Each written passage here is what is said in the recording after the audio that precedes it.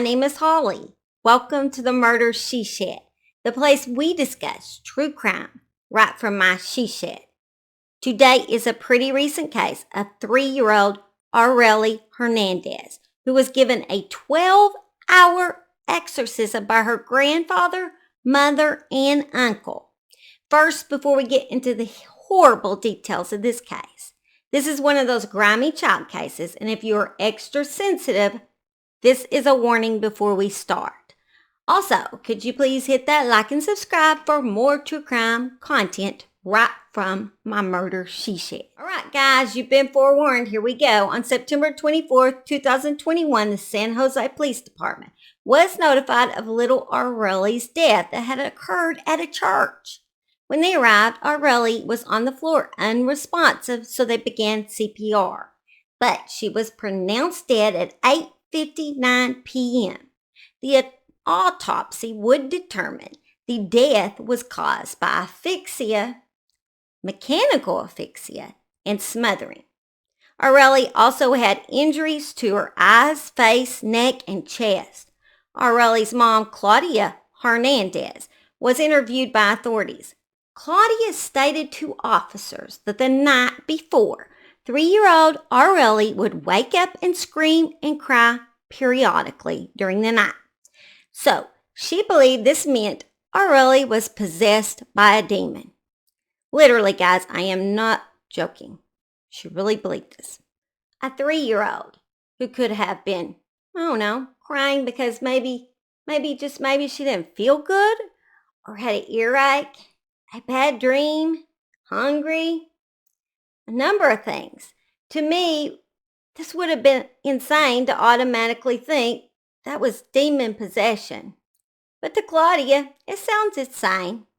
After you listen to the clip of this mother recorded on YouTube after she ended up killing her little girl from this exorcism, you will think, yep, she's insane. I'll play a clip of that in just a few moments. That night, as ARELY was crying, Claudia and ARELY'S uncle, who is Claudia's brother, prayed for her throughout the night. Because of her supposed possession. So early the next morning, instead of letting a little girl who had been crying all night, perhaps because she didn't feel well, sleep in, Claudia and the uncle got her up and took her to their church where their father was the pastor. And for 12 hours, they tortured that little girl. A little girl who I'm sure so sleepy and tired from the night before was continually tortured for 12 hours, guys. Before the grandfather even arrived, Claudia started the exorcism herself. Yes, Claudia held ARELY around the waist and neck, trying to make her vomit. According to her, in order to vomit up the evil spirits. The whole time, Claudia attempted to pry ARELY'S mouth open. She was squeezing this baby's neck while sticking her fingers down her throat. This makes me claustrophobic just thinking about it. Depriving her from oxygen by choking her and then using her hand to stick down this little girl's throat, basically cutting off more oxygen, if she was getting any at that time. Claudia stated that ARELY fell asleep several times while she was pushing on her neck. Claudia, do you think it was really she was asleep or perhaps unconscious? Big mystery. Here is the picture of the church that to me just looks like a house. So after ARELY'S grandfather got to the church, one of them grabbed ARELY'S waist. 3 grown people, then one grabbed her by the neck and one grabbed her legs. While they continued to squeeze her, attempting her to throw up. They had rotate positions so all 3 could help induce vomiting while sticking their hands into this little girl's mouth. This went on for 12 hours, y'all. After 12 hours, ARELY vomited up a clear purplish liquid. So, horribly, about 6:30 p.m., after 12 hours of that torture, she passed away because her little body could no longer withstand the torture. On this video clip Claudia made after she murdered her child, she had the gall to say, "It is what it is." You guys, this video clip is infuriating.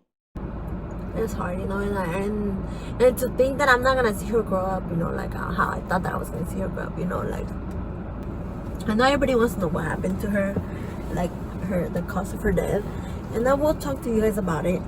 I will, but when I'm ready.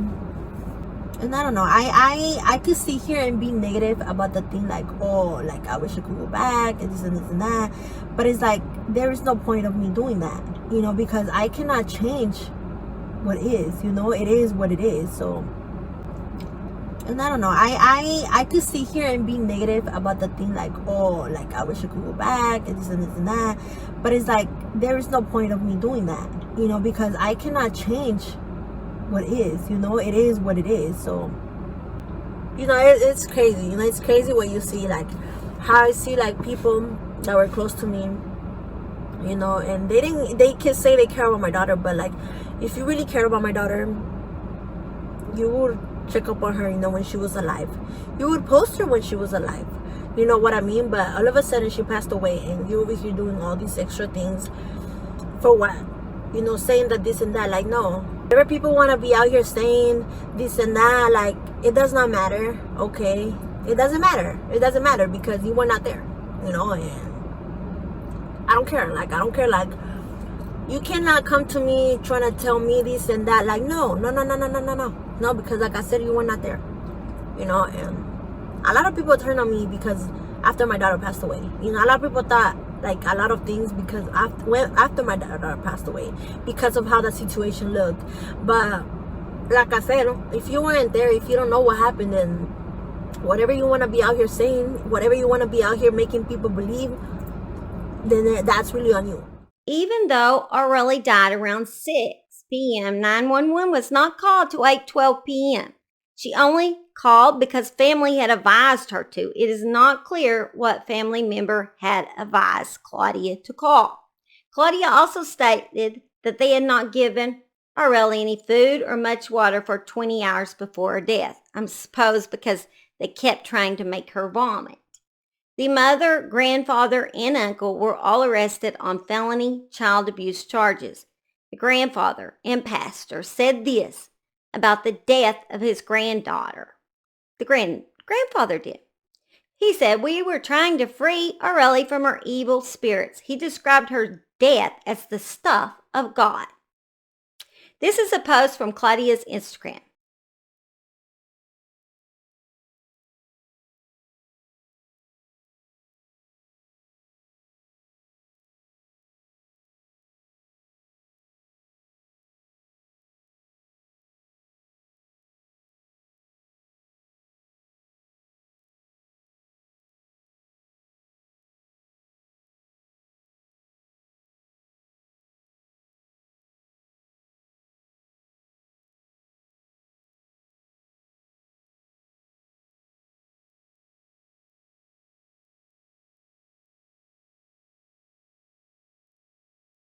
There was also a kidnapping linked to this same church in San Jose. Little 3-month-old Brandon Culver was kidnapped by a couple that pretended to be Brandon's mother's friends at the church. The kidnapper couple was Josana Guadalupe Ramirez and Jose Portello. They kidnapped little baby Brandon. They attempted 3 times to kidnap the baby and only accomplished the task on the 3rd try. The 3rd try, Ramirez went shopping with the child's mother because she's pretending to be the friend. And after they returned to the mother's home, the mother set baby Brandon down inside the house in his car seat and went back out to get the groceries she had bought. While she was gone, Jose, who was in it with Ramirez, grabbed the child and took off. Here is a surveillance video of Jose kidnapping baby Brandon.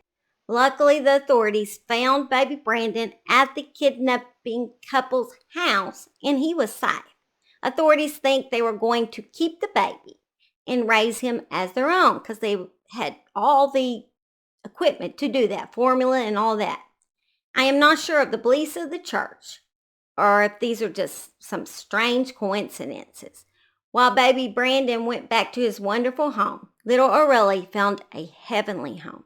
I am glad baby Brandon is safe, but little Aurelie, I don't understand. We see it time and time again where parents do horrible things to their own blood.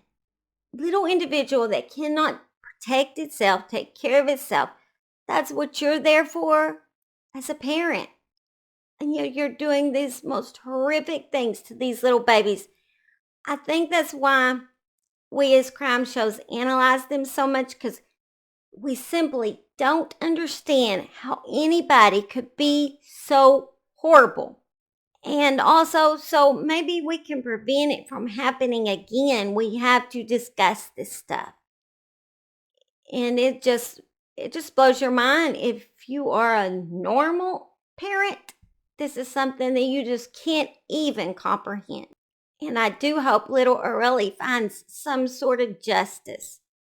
And these people that did this horrible crime to her, that can talk on a video, that the mother can talk on a video like nothing. It was the will of God. No, honey, it was the will of Satan, and you were Satan, and your dad and your brother. That's how I feel about that. Sorry. I didn't mean to put all my emotions in there, but it's facts. Okay, guys, hope y'all have a blessed week. And another Monday is upon us, so I hope y'all have a great week. Stay safe out there. Thanks for joining me and Simon in the Suspense She Shed. Actually, we should call it Sad Suspense She Shed Sunday, because this was a horribly sad case. All right, bye, guys. I love y'all. Take care of yourself. See ya.